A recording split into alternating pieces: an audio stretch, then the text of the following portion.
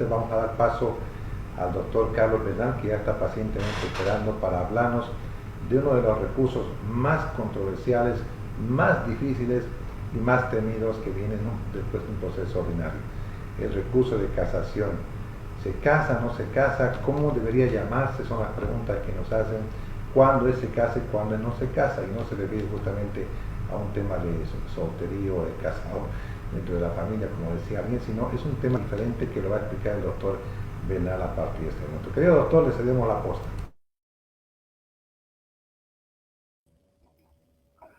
Gracias, Fernando. Buenas tardes, buenas noches a los queridos colegas que nos están siguiendo. Efectivamente es un tema apasionante, a lo personal por lo menos lo es. Yo no hace mucho interpuse un recurso de apelación y el abogado de la otra parte respondió al recurso y señalando de que, pidiéndole al juez de que rechace mi recurso de apelación, porque en mi recurso yo no habría acusado violación de ley alguna. Y ese es uno de los errores que ocurrimos. Incluyen también los operadores de justicia e incluimos también nosotros los abogados. En el recurso de apelación, como bien lo dijo la doctora Rosa, el recurso de apelación se difiere sustancialmente con el recurso de casación. En el recurso de apelación no tienes que acusar infracción de ley alguna. En el recurso de apelación tienes que exponer cuáles son tus agravios, cuáles son los daños que tú crees que te ha ocasionado el juez con su decisión, ¿no? Y diferente es la casación. En la casación sí tienes que denunciar violación de la ley porque se trata de un otro tipo de... He leído también en algunos nuevos supremos en el que se define el recurso de casación como una demanda nueva de puro derecho, y no lo es. Se asemeja a una demanda nueva de puro, porque el juicio que se realiza respecto de autos de vista es un juicio de puro derecho. En cambio, a diferencia del recurso de apelación, el juicio que emite el tribunal de apelación es un juicio sobre los hechos. Es decir, es un nuevo juicio. De ahí es que viene su denominativo de juicio ex novo, como vamos a pasar a ver. Adelante con las presentaciones, querido hermano, querido amigo, doctor Vázquez.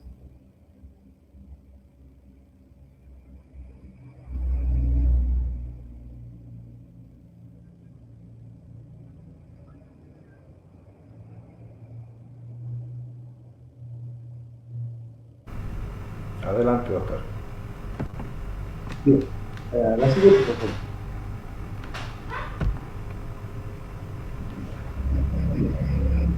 Vamos a hacer una pequeña introducción. ¿De dónde viene el encargo social de juzgar? Según Julian Habermas, cuando nosotros estamos en el estado preconstitucional, nos atribuimos determinados derechos y utilizamos nuestra fuerza con la que hacemos respetar esos nuestros derechos, ¿no? Entonces, ese es el fenómeno que se denomina como justicia por mano propia. Pero ya ingresando a lo que es el estado constitucional, según Julian Habermas, se produce lo que se llama una asociación horizontal. Es decir, que cada uno reconoce el derecho de cada otro en esto que se ha venido a denominar el contrato social, a la sazón o la constitución política del Estado. Esa es la asociación horizontal, en el que cada uno reconocemos el derecho de cada otro. Luego, le otorgamos la fuerza con la que nosotros hacemos respetar los derechos, le otorgamos al Estado, que se llama, a ese fenómeno yo le lo denomina la asociación vertical. Entonces tenemos nosotros como sociedad reconociendo nuestros derechos y otorgándoles facultades al Estado para que ejerza violencia legítima sobre nosotros mismos para que esos derechos que nos hemos reconocido sean respetados como tal. ¿Y quién ejerce esta función? El Estado, pero delegando, o sea, el Estado delega la función al juez ordinario. Entonces, el juez es el que ejerce esta función por el encargo del Estado. Ahí es donde muchas veces nos olvidamos que el encargo social de juzgar viene a partir de la denuncia de la justicia por mano propia. Y ahí es que cuando el juez se equivoca, cuando el juez busca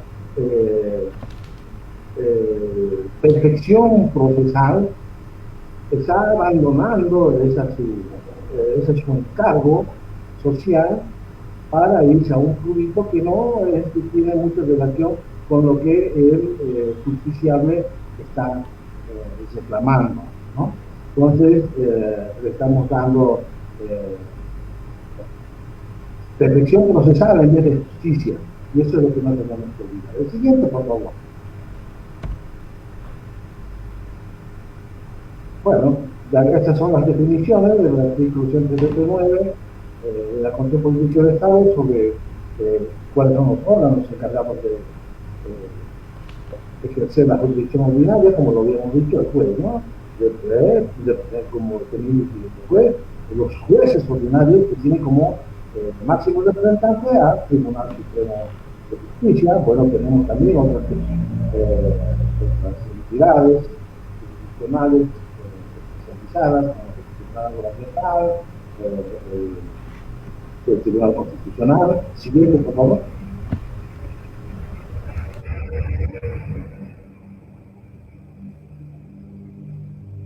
Siguiente, por favor.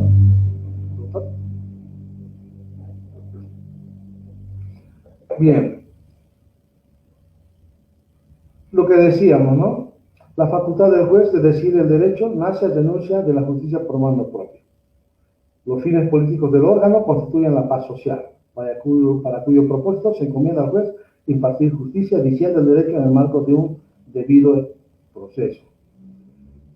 Vean ustedes que cuando las partes se someten a la competencia del juez, lo que les motiva es de que el derecho subjetivo controvertido sea dicho por una autoridad imparcial, independiente.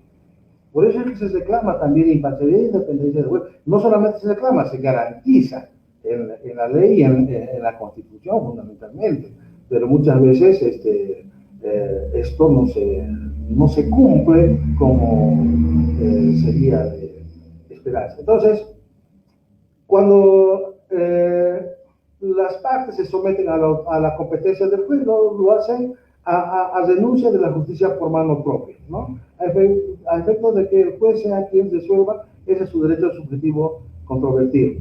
En ese marco, suficiente será lo que habíamos adelantado, suficiente será que exponga los agravios que él considera haber sufrido con la decisión del juez de primera instancia, ¿no? No hay necesidad en esta instancia de acusar violación de la ley, ¿no?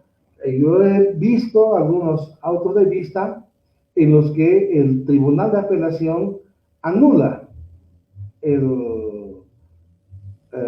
o no considera el recurso de apelación bajo el fundamento de que el apelante no habría expuesto que la ley hubiese sido violada. Es más, ni siquiera deja de considerar, sino que a veces confirma la decisión de primera instancia a guisa de que el apelante no habría acusado de infracción legal.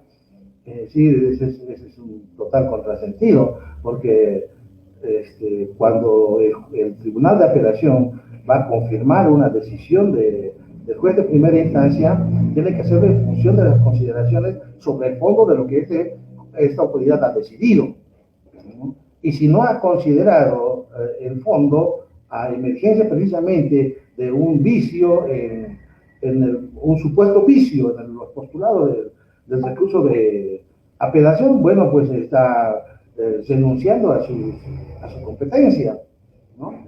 Bueno, una vez que el recurso de apelación ha llegado a manos del Tribunal de Apelación, el Tribunal de Apelación se encuentra en las mismas condiciones, con las mismas competencias que el juez de primera instancia. Es decir, lo que se busca con el recurso de apelación es una segunda opinión sobre los mismos hechos.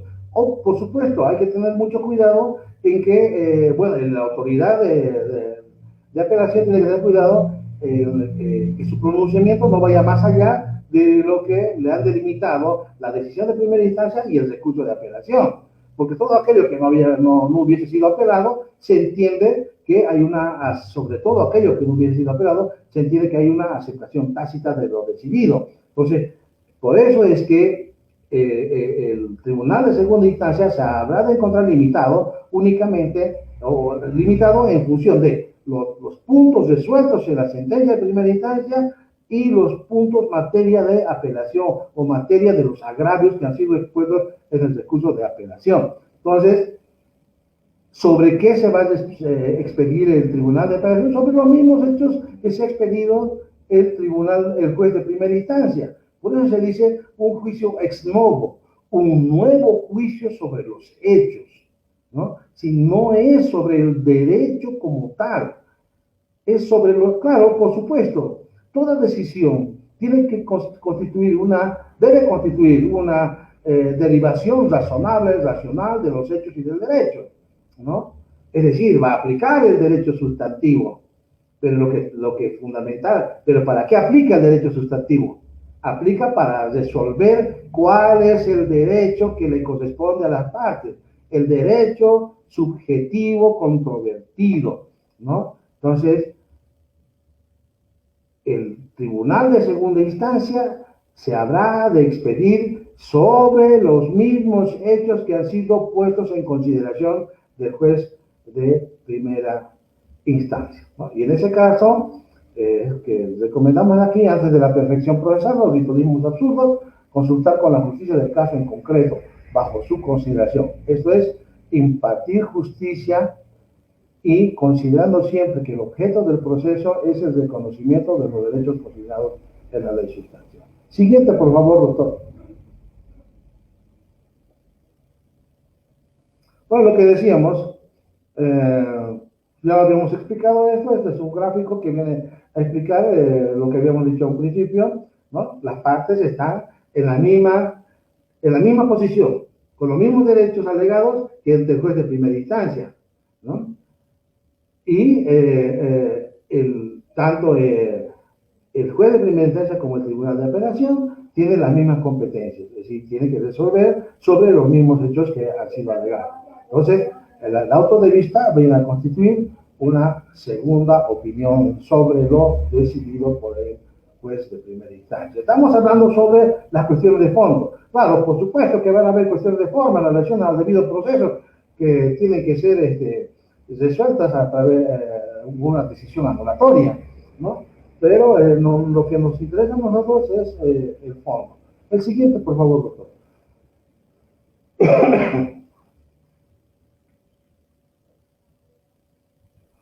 Bien, ahora entramos a lo que es el Instituto de la Casación propiamente dicho.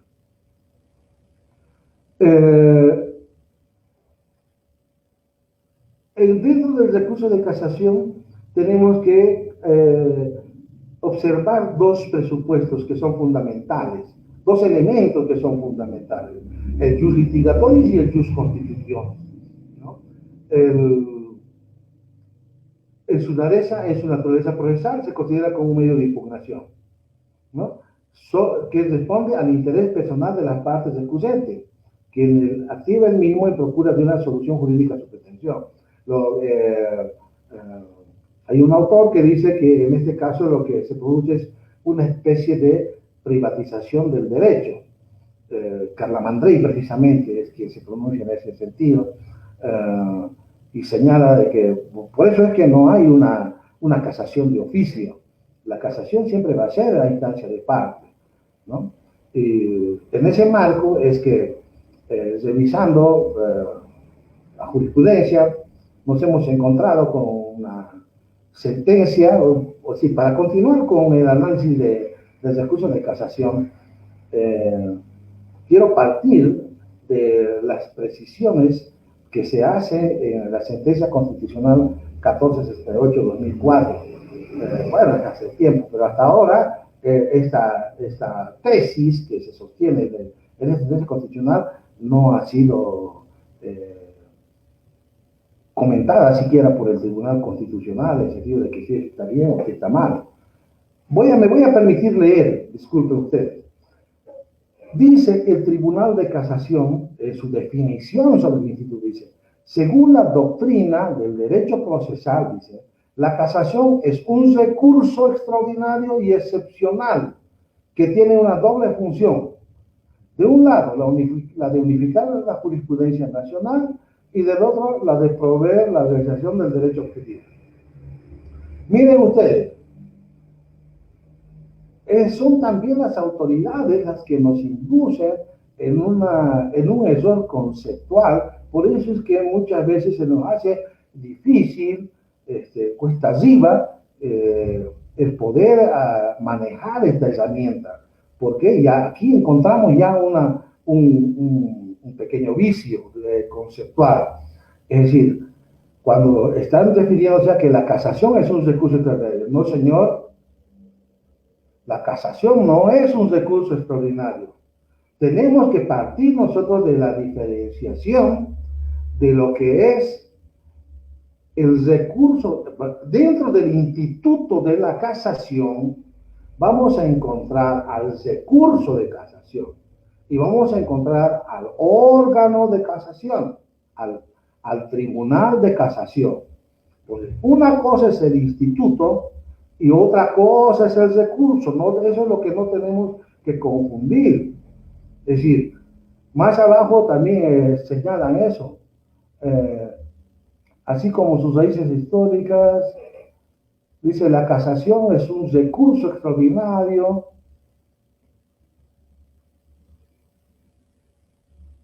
¿No? La finalidad sustancial del recurso de casación es que las normas jurídicas del país sean interpretadas.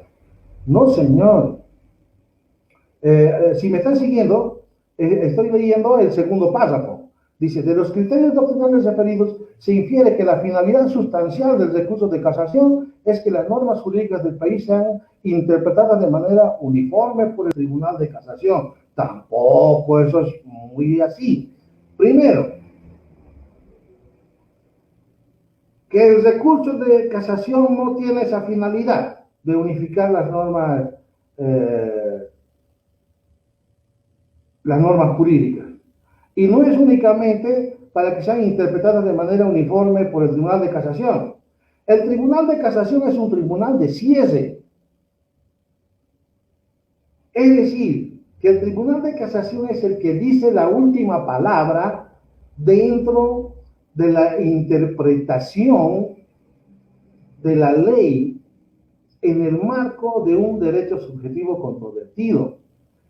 ¿Y para qué hace esto el Tribunal de Casación? Cumpliendo una finalidad política, la uniformar la jurisprudencia. Miren ustedes, el recurso de casación, ya lo habíamos anticipado hace un momento, el recurso de casación está fundado en el interés personal de las partes. Es decir, cuando yo recurso de casación, veamos miren este ejemplo en materia penal. Yo también pienso que en el Instituto de la Casación en materia penal hay un error conceptual, porque la apelación es para uniformar jurisprudencia.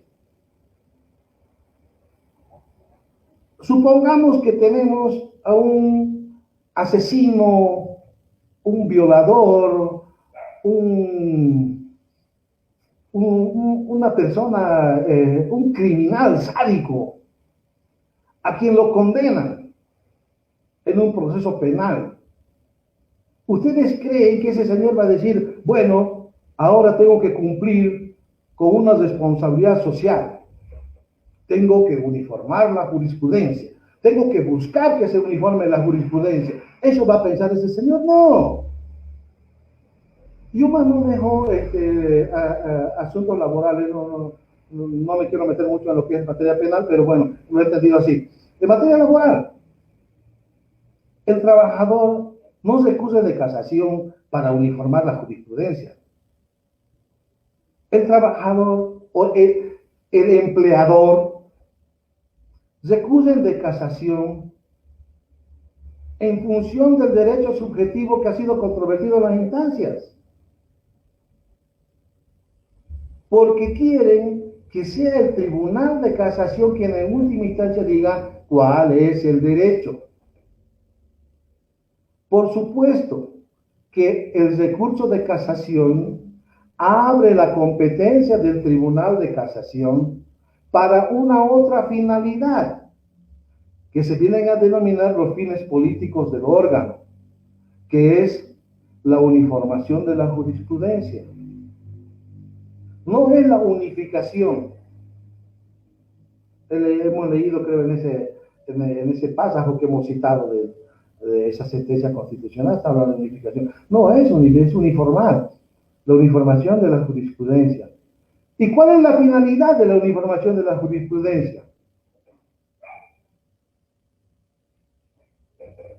Seguridad jurídica. Esa es la finalidad. Es decir, de la igualdad de la ley, de la igualdad de los seres humanos ante la ley. Parte del presupuesto de que si todos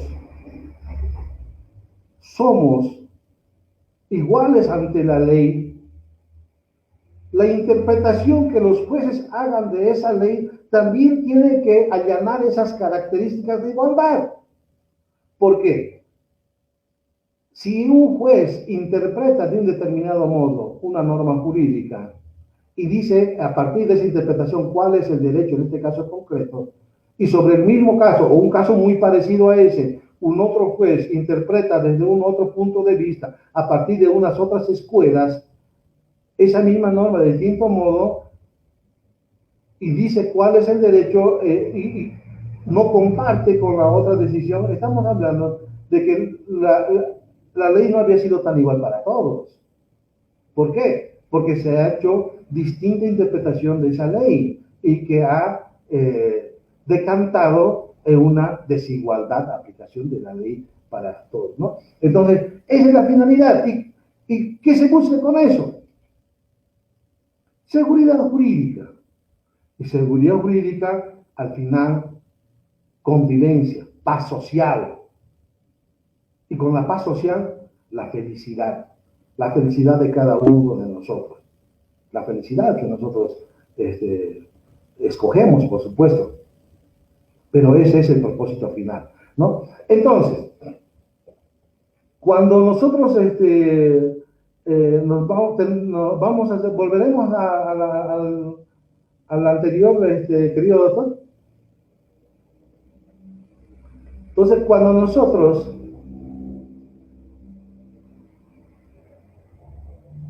analizamos el Instituto de la Casación, tenemos que distinguir cuál es la finalidad del recurso y cuáles son los fines del órgano. Entonces, la finalidad del recurso se inscribe en el principio del jus litigatoris, es decir, el derecho de litigar. El litigante busca que se diga cuál es su derecho, que se resuelva, que se le haga justicia, para no volver a la justicia por mano propia. Y cuando este recurso de casación abre la competencia del órgano, el órgano desarrolla, despliega unas otras prerrogativas, unas facultades que vienen a denominarse el jus constitutionis.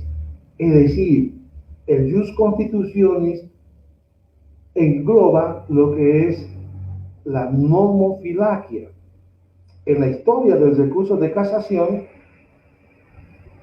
vale la pena recordar, pues, tal vez no sea una redundancia, para todos es muy claro, nuestro recurso de casación viene instaurado a partir del instituto que ha sido establecido por primera vez en Francia. O sea, nuestro recurso de casación es un instituto esencialmente francés, ¿no? Y su primera medida, o sea, su primera tarea es la nomofilaquia. No olvidemos que en Europa los cargos de los jueces se compraban, se heredaban. Una vez que se derroca a la monarquía en Francia, en la monarquía se concentraban todos los poderes, se denominaba el legibus solutus.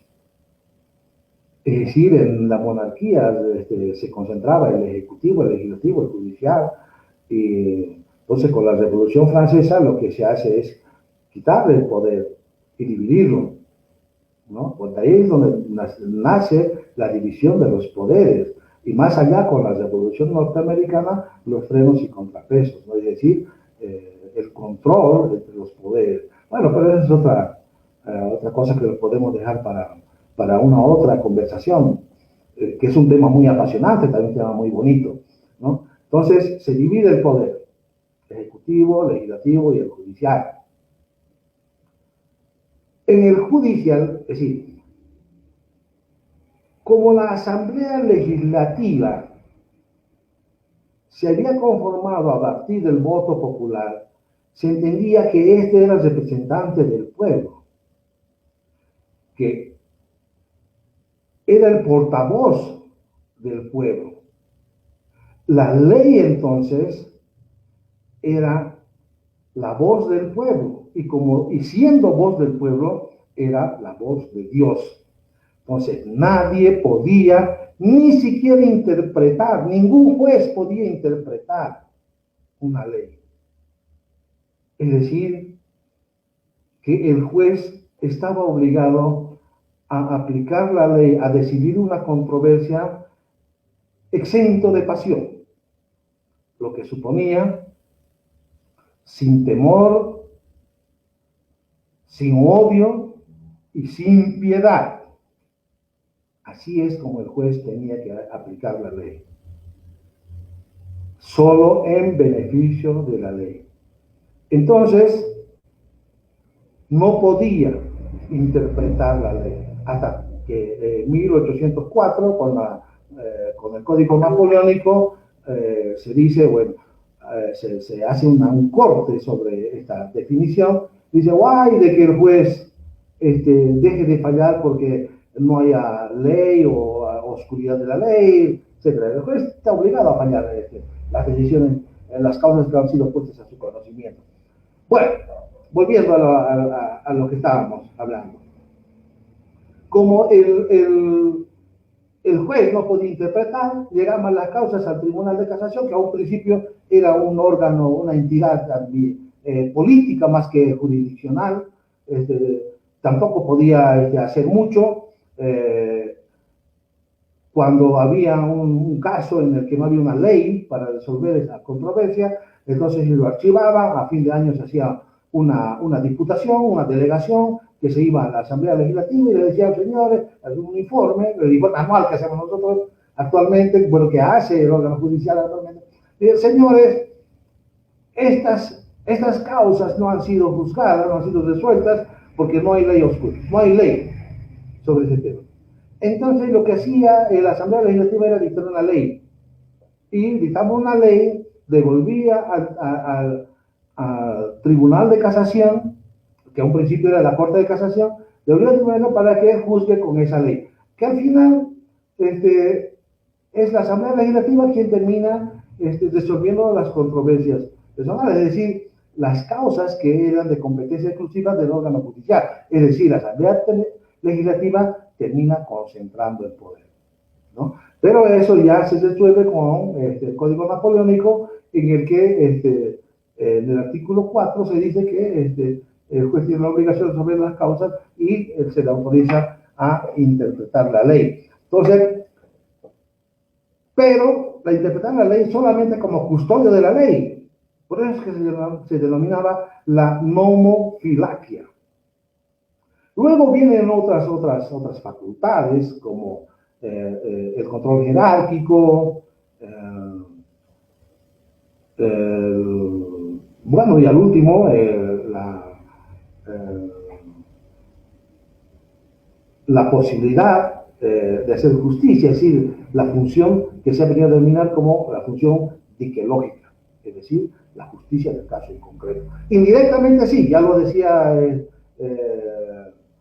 el autor que habíamos comentado más antes, Calamandrei, ya lo decía, que indirectamente, si bien el Tribunal de Casación tiene una vida política determinada, indirectamente lo que se hace es impartir justicia en el caso concreto, ¿no? Entonces, tal vez es esa pequeña, ese pequeño ejercicio el que nos hace confundir el recurso en la definición misma de lo que es el recurso de casación con el instituto de casación y los fines políticos del órgano.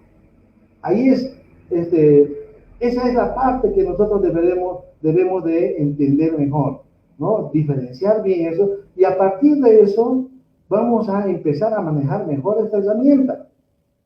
Sí. Si ya sabemos cuál es el recurso de casación, y la misma ley nos da el formato del planteamiento del recurso, entonces nos vamos a someter a eso, y lo vamos a ver enseguida. La siguiente, por favor, doctor. La siguiente. La siguiente.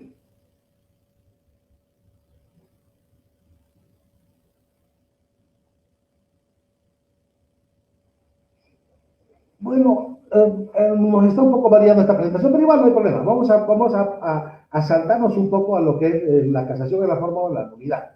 Esto y luego vamos a retomar lo que es la casación en el forma. No, está bien, doctor. Pasaremos nomás a la siguiente.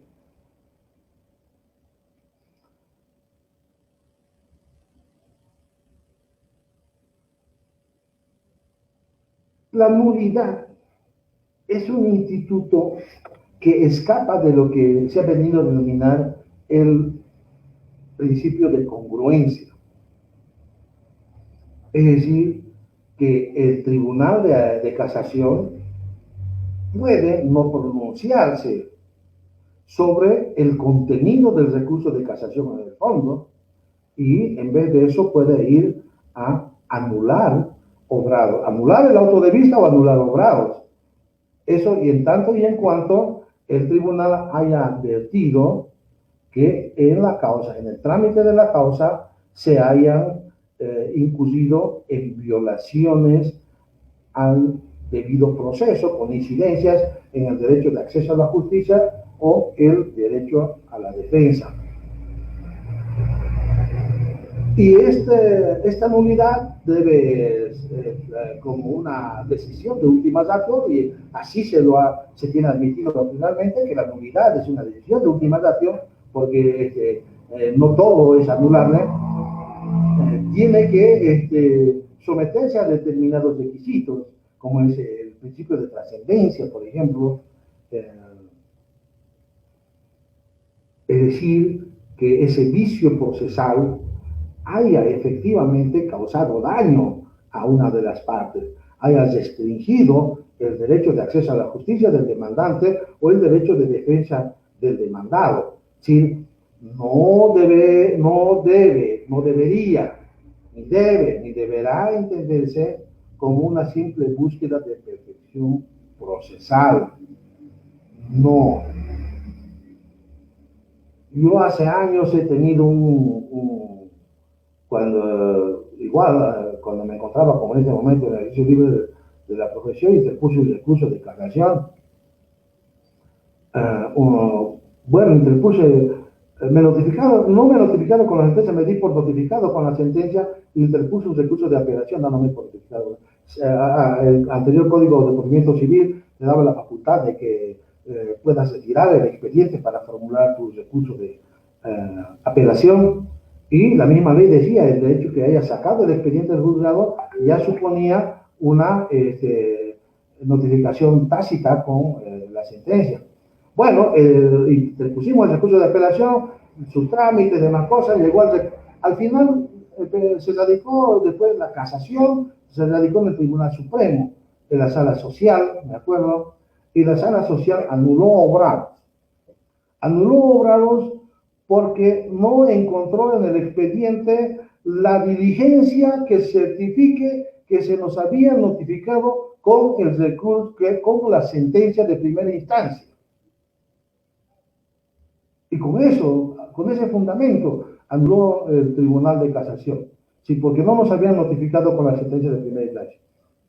Pero ahí estaba el hecho de que nosotros habíamos sacado el expediente, estaba el acta de la saca del expediente en el mismo expediente, estaba el memorial del recurso de apelación en el que decíamos, dándonos por notificado con la sentencia, pero no. El Tribunal de Casación quería encontrar la diligencia con la que nos había notificado. Entonces ya anulan, ¿no? Esa es perfección procesal. Sí, eso no le ha causado daño a nadie, pero igual han anulado. Eso es lo que tenemos que evitar en lo que es en cuanto a nulidad, no solamente en el área, en el ámbito del Tribunal de Casación, sino también en el ámbito del Tribunal de Apelación, porque los tribunales de apelaciones se las dan mucho por anular obrados, por anular la sentencia. Ah, no, la sentencia no está bien fundamentada, lo anulan. No, señor, ¿para qué está anulando usted la sentencia? Usted tiene que dictar una nueva sentencia. Esa es su función, ¿no? El siguiente, por favor, doctor.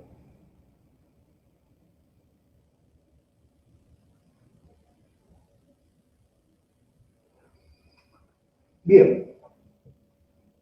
El recurso de casación, en el fondo, el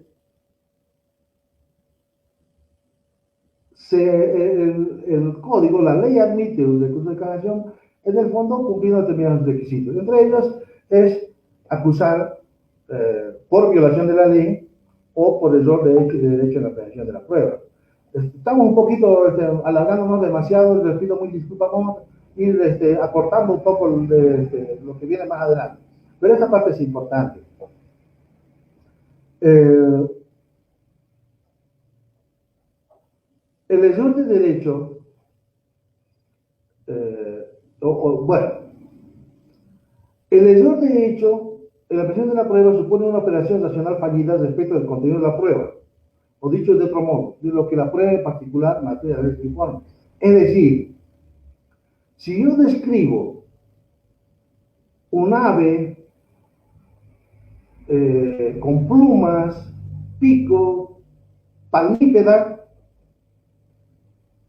si mi prueba está informando eso, tengo que concluir que se trata de un pato y no de una gallina, ¿no? Ese es el error de hecho en la apelación de la prueba. Cuando de la prueba se entiende un aspecto distinto de lo que esa prueba informa. O sea, hay una operación racional fallida sobre el contenido de esa prueba. En cambio, el error de derecho es otra vez también una operación racional fallida, pero respecto del valor legal de la prueba. Es decir, si el juez en materia laboral, si ante el juez yo le presento el contrato de trabajo a plazo fijo por 1 año, suscrito con el trabajador y debidamente visado por el Ministerio del Trabajo, el juez no puede decir que en esa relación laboral hubo una relación a plazo indefinido. O así. Es más, no se ha producido una tácita de conducción ni una conversión del contrato. Es decir, lo que está haciendo es quitándole el valor legal a esa prueba, a ese documento. A eso se refiere el error de derecho. También vamos a encontrar el error de hecho y de derecho en la aplicación de la ley. ¿Seguiríamos yendo, doctor?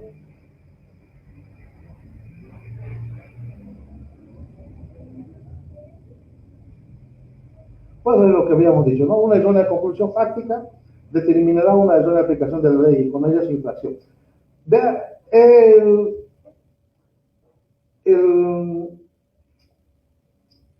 Código Procesal Civil señala de que, iremos a ver el artículo 274, doctor, por favor. Dice, el 274 dice que el recurrente deberá expresar con claridad y precisión la ley o las leyes infringidas. Y el artículo 20 que dice, cuando la resolución, casará el auto de vista cuando la resolución infringiere la ley o las leyes acusadas en el recurso. Vean ustedes, volveremos, doctor. Vean ustedes la importancia de la cita de la ley vulnerada. Muchas veces nosotros en el recurso de casación, cuando acusamos error de hecho de derecho en la apreciación de la prueba, omitimos acusar infracción de la ley. O sea, el error de hecho en la apreciación de la prueba no es por per se motivo recursivo. Tiene que haber una aplicación, una vulneración de la ley. ¿Por qué? Porque como habíamos dicho, que el error de hecho en la apreciación de la prueba, una operación racional fallida, esta errónea interpretación de la prueba nos va a llevar a una errónea conclusión fáctica. No olvidemos que el derecho se aplica sobre los hechos, es decir, la premisa menor sobre la premisa mayor. Una vez que nosotros hemos concluido en unos hechos determinados, aplicamos el derecho. Y si esta conclusión fáctica es errónea, nos va a llevar a una errónea aplicación de la ley. Es decir, la norma que era aplicable al pato, la vamos a hacer a un lado y vamos a aplicar la norma, y vamos a utilizar la norma que es aplicable para la gallina, en el ejemplo que habíamos dado más antes. ¿Ya? Entonces, ahí estamos incluyendo una violación de la ley, porque estamos aplicando o inaplicando una norma a un caso en el que debería o no debería haberse aplicado. Y con eso estamos generando injusticia. Entonces, no es suficiente acusar de los derechos de derecho para el juicio casatorio, sino también tenemos la obligación de acusar violación de la ley. ¿Cuál es la ley que ha sido vulnerada con esa decisión por parte del Tribunal de Segunda Instancia? Siguiente, por favor, doctor.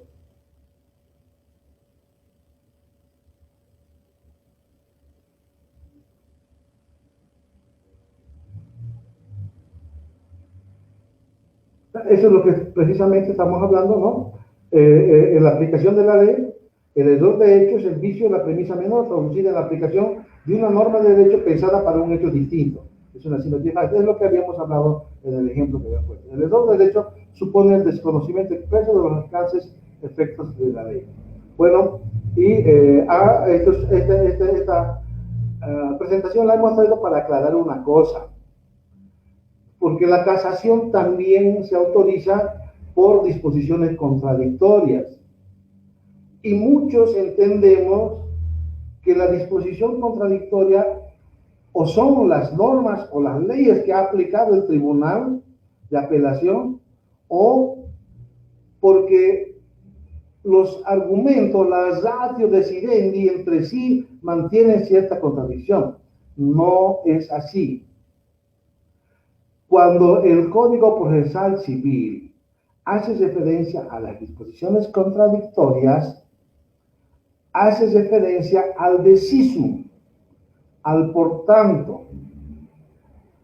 Por estas, y hemos anotado así, dice, estas se refieren a las contradicciones prohibidas en la parte dispositiva de la resolución.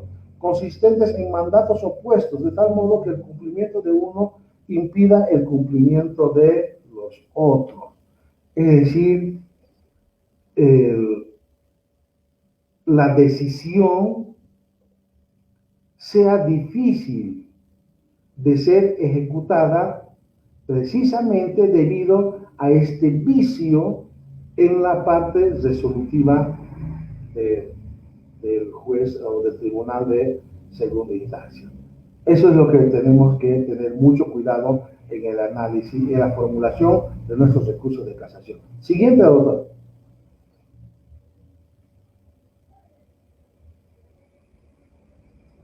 Siguiente.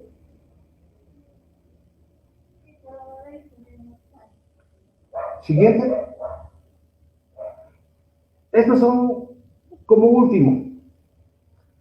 Algunos, no, volveremos al anterior, por favor, doctor.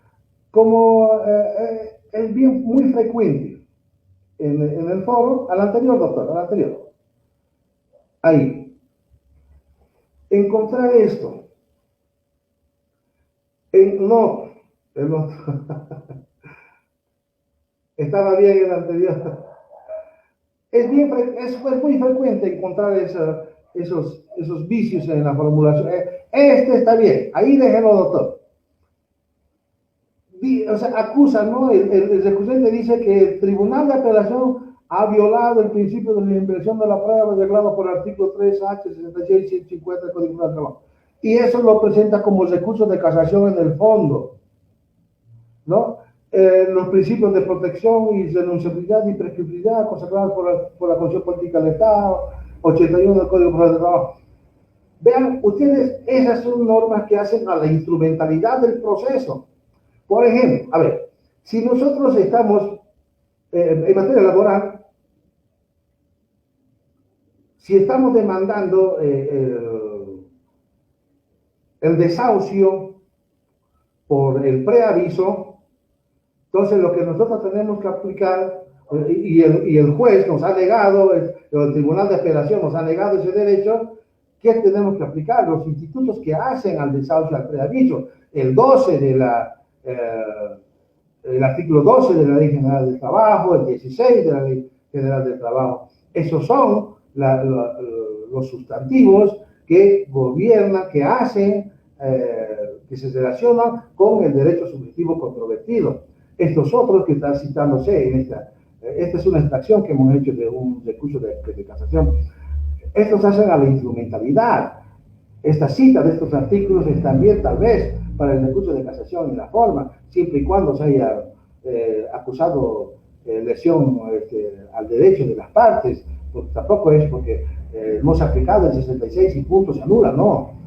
Es decir, cuando nosotros acusamos como casación en el fondo, violación de la ley, tenemos que acusar la violación de las leyes que hacen al instituto, que hacen o que regulan, que protegen el derecho subjetivo controvertido. No las normas que hacen a la instrumentalidad del proceso. Esos son otros vicios, otros hierros que también hemos encontrado en los recursos de casación. Eso es lo que de mi parte quería comentar con ustedes. Ojalá que les haya servido. Si es que hay alguna pregunta que tengan, adelante, a sus órdenes. Excelente, le decía, su participación, muy agradecido por la disposición de tiempo de ambos en sus exposiciones. Creo que el día de hoy hemos obtenido muchísimas luces en cuanto a los recursos, a partir del recurso de reposición que brillantemente lo ha expuesto la doctora Miriam, con la sencillez de ambos. Yo los felicito, la verdad, a ambos por haber hecho de esta conversación amena, reiterando las disculpas por las fallas técnicas no propias sino de las redes, al no haber podido indexar apropiadamente en las páginas de Facebook y en los grupos de Facebook. Sin embargo, hemos transmitido todo el tiempo a través de YouTube, lo cual es bueno para la gente que no ha podido ver este conversatorio completo. En todo caso, podemos concluir que la importancia de elevar un recurso ya sea de reposición con alternativa de apelación o un recurso de casación en segunda instancia, que es más filosófico, político y complejo, como decía el doctor Carlos Bernal, demanda sin duda un estudio exhaustivo del expediente. Más allá, creo yo, ambos colegirán del apasionamiento o la rabia que pudiera sentir la parte perdidosa o la parte afectada, que a veces a ultranza insiste en fabricar o enervar o crear ciertos agravios que en gran mayoría de los casos no existen. Qué trascendente es poder adecuar adecuadamente, ¿no?, un agravio, que es demostrar cómo esa sentencia o esa resolución causa verdadero daño a la persona que está elevando este recurso. A veces se cree que hay mala voluntad de parte de los tribunales de alzada para resolver esta situación, y como bien lo ha explicado la doctora Miriam y lo ha explicado el doctor Carlos Bernal, no es así, sino que a veces viene ya desde atrás la mala exposición de este tipo de recursos. Podemos concluir para no quitarles mucho tiempo, doctores. Doctora Miriam, en el orden de las damas le damos la palabra para sus palabras finales. Gracias, queridos colegas, gracias a los estudiantes que nos siguen a través de este medio. Como ya expresaba también nuestro colega el doctor Bernal, una exposición brillante que ha hecho sobre el recurso de casación. Prácticamente ha sido una jornada para nosotros como tribunal también de apelación de instancia inferior del Tribunal Supremo, de mucho contexto para nuestro diario vivir en cuanto a también a la expresión de aquella fundamentación y aquella motivación que nos lleva a nosotros como tribunal de alzada de primera instancia para poder resolver nuestras resoluciones y que no quede al vacío esta resolución cuando las partes recurren en los procesos ordinarios o de conocimiento al Tribunal Supremo. Es importante, reitero, queridos colegas, alumnos, de que la fundamentación de agravios para que abra la competencia el Tribunal de Alzada tiene que estar necesariamente bien fundamentada, expresando cuál fue la norma que se violentó al aplicar en la parte resolutiva por el inferior, cuáles fueron los hechos que trascendieron el agravio o el agravio para poder que el Tribunal de Apelación pueda abrir su competencia. Y como decía, lamentablemente para nosotros, cuando no encontramos esto, a veces queremos nosotros, por el tema del tiempo que ha permanecido ese expediente a la espera del sorteo, porque tampoco podemos nosotros sortear los expedientes sin los plazos procesales que establece el procedimiento civil, ¿no? Sabemos que también hay casos muy importantes y de relevancia de que el tema de la anticipación, un sorteo anticipado del expediente para poder resolver como tribunal de apelación es en casos muy extremos que se dan estas situaciones. Entonces, reitero nuevamente, querido doctor Barriento, este agravio que es importante y fundamental para nosotros como tribunales de alzada, y la experiencia que también he recibido y he escuchado la exposición de nuestro colega, amigo, querido Carlitos Bernal sobre los recursos de casación, para que también nosotros como tribunales inferiores que somos ante el Tribunal Supremo de Justicia podamos nosotros dictar una resolución también acorde a los lineamientos que tiene la norma procesal civil y los instructivos que llegan y la jurisprudencia incluso constitucional y la jurisprudencia ordinaria que emite el Tribunal Supremo a través de sus autos supremos, para que nosotros también podamos tener una resolución que ampare esta fundamentación y esta motivación cuando dictamos las resoluciones. Muchísimas gracias, doctora. Muy interesante, muy importante sus opiniones el día de hoy. La labor, sin duda alguna, de la segunda instancia es más complicada porque todo lo que son apelaciones que merecen el recurso de casación van en todo caso al Tribunal Supremo de Justicia. La conclusión, querido doctor Carlos Bernal, agradeciendo de antemano su participación y su paciencia también en esta parte. Gracias, Fernando. Gracias a los colegas por su paciencia. este tema es muy apasionante, a veces el tiempo no ayuda mucho. Por tratar de agotar un tema, terminamos agotando a los oyentes. Yo espero de todo corazón que todo lo que se ha hablado aquí ayude en algo a los colegas, sirva como un aporte más para la formulación de los recursos. Muchas gracias a la doctora Miriam Rosser, muchas gracias a vos, Fernando, y gracias a todos. En la parte final, queridos doctores, agradecerles a ustedes su paciencia, su tiempo, su disposición, saludando a todas las universidades que nos han visto, a la Universidad Técnica de Oruro, a la Universidad San Francisco Javier de Chuquisaca, carrera de Derecho, a la Universidad Gabriel René Moreno, a la Universidad Mayor de San Andrés, a la Universidad de San Simón, en Cochabamba, en Tarija también nos están viendo, a la gente que nos sigue también en el Perú, un saludo especial a la gente que está en el Perú. Y bueno, a todos ustedes que están en línea en este momento, agradecer a nuestros panelistas, desear a todos un buen fin de semana, muchísimas gracias y será hasta cualquier momento. Buenas noches a todos. Buenas noches, saludos.